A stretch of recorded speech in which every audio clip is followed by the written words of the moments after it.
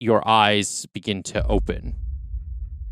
And you see all around you the different destruction and chaos that's happening throughout the streets of Mar.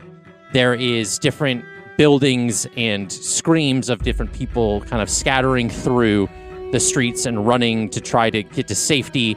There are different Asimers and things that are fighting other Warforged warriors that look like Kraid. Kraid, you're seeing this almost seems like through the eyes of Kraid himself. So you're watching as he is fighting through the streets and fighting different Asimers that are amidst this whole tapestry of this place. There's explosions, smoke. There is different spells flying across the sky as swords are clanking and shields are clamoring. There is this massive kind of surge that kind of goes through the ground as the ground begins to rumble. And a surge of energy that kind of just wafts out as everything kind of shakes and clamors. Buildings begin to tumble and the buildings around begin to slowly kind of warp and the sky begins to turn to this dark grayish blue with the metallic taste in the air. The Warforged kind of mechanisms of Kraid 6 now just moving with the quickness and the speed, and you're seeing the different parts of him that are completely new and shiny and metallic than back and restored the way they were before. You realize, all of you see, this is the calamity that happened to the Empire of Mar. As you get to this point, you see Kraid continuously fighting. There's no sense of stopping whatsoever. There is this level of kind of almost robotic orders of just continuously moving and fighting and striking people down. You're seeing glowing winged figures that resemble people that you've met before. There's different blood as it cascades down onto the stone in architecture of the area. There is another kind of surge of energy as another kind of shake kind of cascades through the ground. This is when people begin to panic, and there's the army that is the Warforged army is marching with in groups to the different groups of the capital, and you see kind of high up above the skyline of the area that there is this smoke coming from the palace, that there is this lightning and surge of just blue energy that's through the sky and almost around the castle in this kind of dome sequence. Kraid is following orders. He's not able to break away from the directives that he's been given. There is a level of just, it's almost like he has no mind of his own. There's a continuous focus. And he stands before another Asimer that, as this next level of eruption kind of goes through the ground, the Asimer begins to flee. And as Kraid kind of mindlessly takes another swipe with the sword, there's a massive explosion of the building that's next to him. And he is kind of thrown to the side. As he stands and gets up, there is just a quietness that seems to have fallen across the whole kingdom itself, as if the air around is this vacuum, and everything has just gone dire. More explosions and more rumblings. A surge of arcane energy kind of erupts again and again. These are just different waves as there is lightning that kind of rips a tear into the street. The air in front of Kraid kind of almost like rips into this like alternate reality that all of a sudden onto the ground, an unconscious Kenku falls in front of Kraid. Kraid sees this body and doesn't know what to think or to process, but there's a level of directive. There's no sense of compassion. Seems to be a hollow, emotionless kind of gaze until there is a symbol that is revealed on the shoulder pauldron of the Kenku. This is the adventurance symbol. It is an eye with two moons that has shown itself as this Kenku has fallen onto the ground. And the symbol kind of pauses Kraid for a moment. He almost freezes in his tracks as the chaos begins to swirl more and more around him. This creature seems hurt. There's a level of direness as the Kenku kind of slowly starts to come to and move his arm kind of slightly as if to reach out. And an intense arcane flash lights up the sky with this blue haze in the air as the Empire goes silent, as if there's a vacuum of sound all around. And everything stops. Kraid, almost as if his memory froze. The image of this Kenku on the ground as he kneels down to look at the body, he notices that there's still life in this creature. There's more to it than something that's dying in the street. And it's as if what seemed like this black and white kind of mindless world has shifted to this kind of vibrancy that wasn't there before. And you get the kind of visage that this isn't, you're not seeing this as what's happening around. This is something internal. This is something within his mind. And in a flash, he makes a split decision there as the next wave of kind of arcane energy erupts. He decides to pick up the Kenku. The arcane energy emitting from the capital, the palace at the capital, he looks and sees that there is like a small like tower up at the top begins to just like slowly like fall as it breaks off the top of the palace.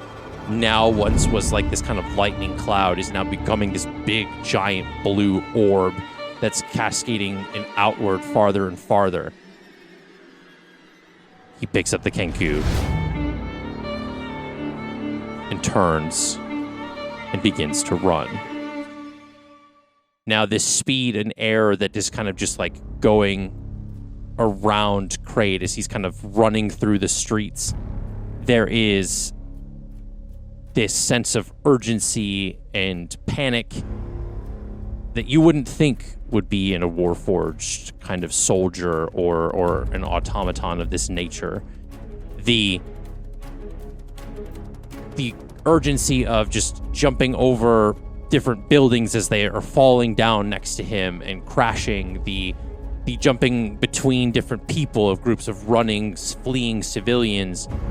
There's this level of speed to which is never, he wouldn't even think to be humanly possible. The clamoring of his feet just hitting the stone tiles of the ground as this like massive just the eruption happens behind as you see that he looks over his shoulder, and what was buildings and the palace over top has erupted into this plume of lightning and cloud-like energy going into the center as the dust and clouds of lightning roll from the center behind him, and he just keeps running through the different alleys and streets and buildings that there just seems to be going on for no end. This continent-sized city that is the Empire of Mar. He's running through trying to save this Kenku. The arcane components in the body all humming and whirling immensely as his body seems to be in like overdrive. This very similar to a humanistic fight or flight motif has been kind of set in this Warforged, and there's this version of adrenaline coursing through his circuits as everything seems to just be heightened. There was a level of break within as this cloud of smoke and fire and arcane is just slowly encroaching behind him as he continues to run and run. There is this level of just, you can feel, almost begin to feel this heat and kind of electricity that's behind, that just kind of like, it's almost like when you touch something with static electricity and you could feel that energy between. It's like right on his heels. There's a level of, it almost seems to be pointless, but he continues to run. Knowing that Warforged have different staminas, he doesn't need to rest. He's running for what feels like hours until, without looking, he notices, again, to check behind him to see if he is like making it through, does not notice in front of him a tear in the reality. As he runs straight into it, they fall through and go straight into this otherworldly kind of between universes space. And they seem like they're just slowly falling together through this, the darkest of darks, in this kind of aurora borealis like colors that kind of keep sweeping across. This level of weightlessness to the point where this is it. This feels like the end. You feel that Kraid has accepted this fate of the end. And they fall what feels like days. You're watching this level of time pass and expand without fail, that there is this nothingness, that they're just slowly going into this vantage point of just of an expanse. His body begins to kind of strain in the force and push of the velocity around him, as if like the pressure is changing going deep into the ocean. As they reach this point where another crackle of energy goes across, another tear rips open, and they fall through it. They come out of this tear and land in a quad that's in one of these the outskirting boroughs of the city. They slowly they fall separately from each other, but Kraid begins to try to stand, and as he does, there's this rust and decay that's now on his body that it seems as if every mechanical portion of his body has aged 100 years in a matter of seconds. And he tries to stand, and as he's kind of stumbling, he looks back, and the epicenter of the implosion is just slowly stretching further and further. It seems as if they were tossed miles and miles ahead of where they were.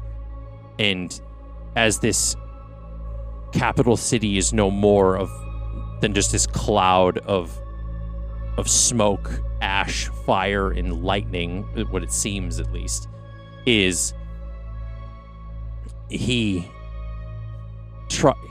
leg kind of crumbles a bit as he stands, and he kind of drags his broken leg, kind of walking over to Lyle that's on the ground, and he picks him up, and he starts to try to move forward, but he can't.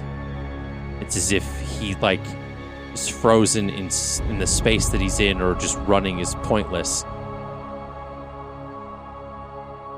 60 feet ahead of him is another tear in the reality. He looks back once more and sees that there is maybe seconds before the implosion will reach him. He lifts Lyle, and he does everything. He kind of twists his body and throws him as hard as he can into this other tear. And as Lyle slowly kind of opens his eyes with a crack to see, potentially as his consciousness comes to again, he sees as he enters this other rift, Kraid swallowed up by the arcane implosion. And everything kind of goes black.